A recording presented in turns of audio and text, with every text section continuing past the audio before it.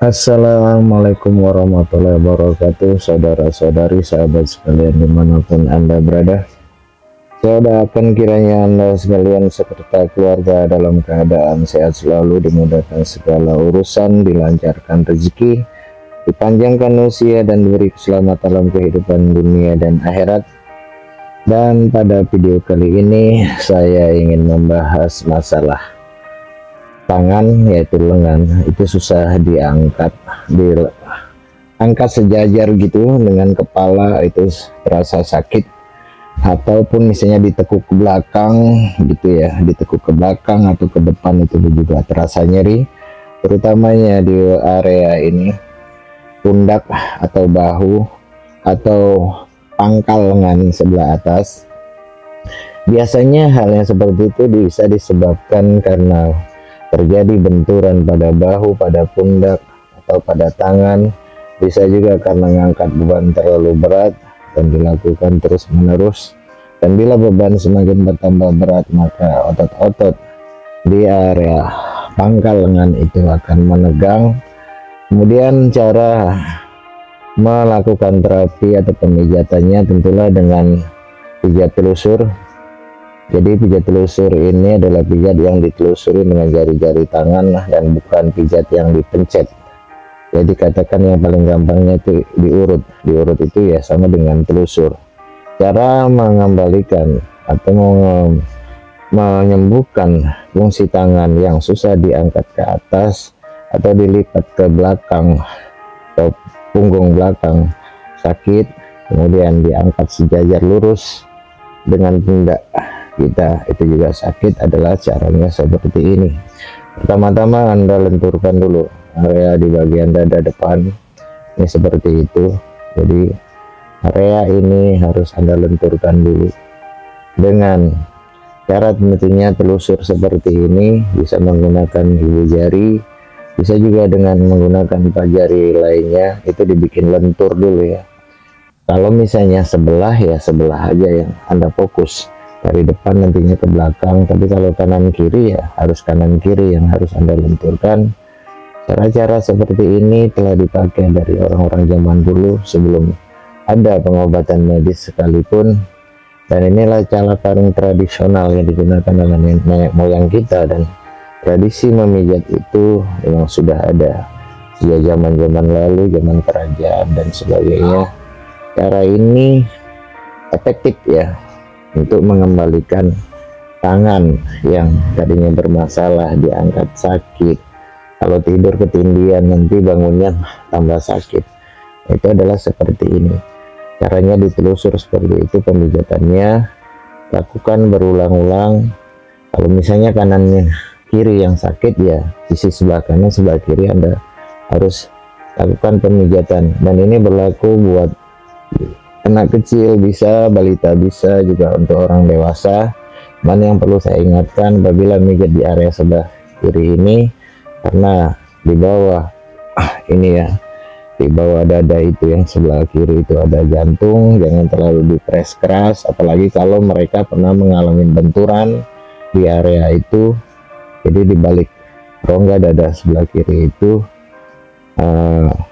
tepatnya di arah tete itu ya, di bawah puting itu ada apa yang dinamakan dengan jantung. Nah kemudian caranya telusurin bertahap.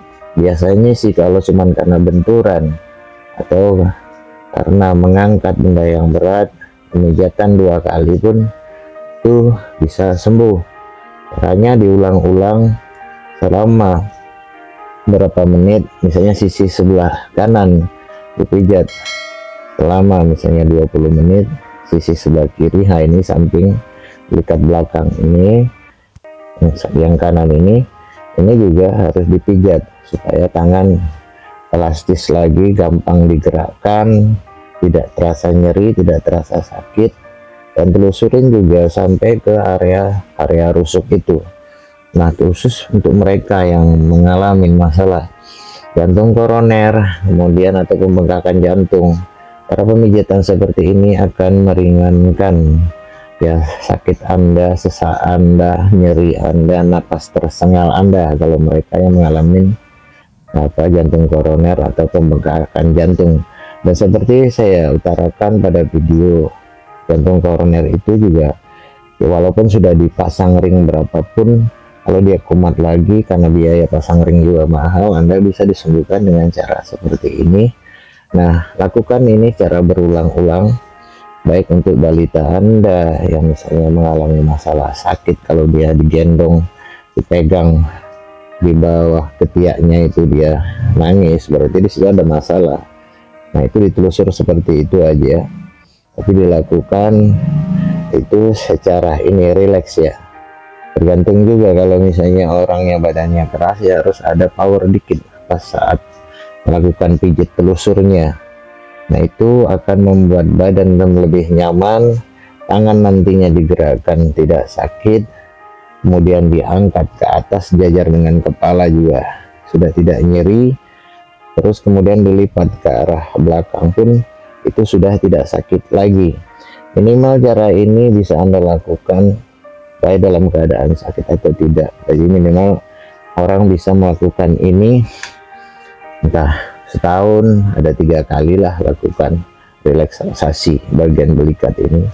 Jadi rasanya itu seperti ini kalau sudah lentur ini udah tidak sakit lagi, dan dia napas pun akan menjadi longgar, gerakan tangan kemudian menjadi leluasa, bebas bergerak, sehingga Anda tidak akan merasakan derita, nyeri, kemudian sakit saat tangan digerakkan baik lurus ke depan, ke samping, kemudian terutama diangkat ya, diangkat sejajar ke atas ataupun ditekuk kemudian digerakkan ke arah bahu belakang ya. Nah, cara-cara seperti ini saya biasanya pergunakan buat mereka yang sering ngalamin keluhan tangan suka pegel, kemudian kram juga, kemudian sakit juga pada saat dia aktivitas atau diam. Dan umumnya biasanya kalau dia tidur itu tangan yang tertindih, nanti ini setelah dia bangun menjadi kebas, kram, kesemutan dan lain dan sebagainya. Jadi demikian cara mengembalikan ya fungsi tangan yang susah diangkat ke atas, ditekuk ke belakang, kemudian mengangkat sesuatu sakit, gerakan memikul gitu, memanggul itu juga berasa sakit, nyer-nyeran gitu sampai ke siku ataupun ke jemari tangan. Cara pemulihannya ya seperti ini, lakukan.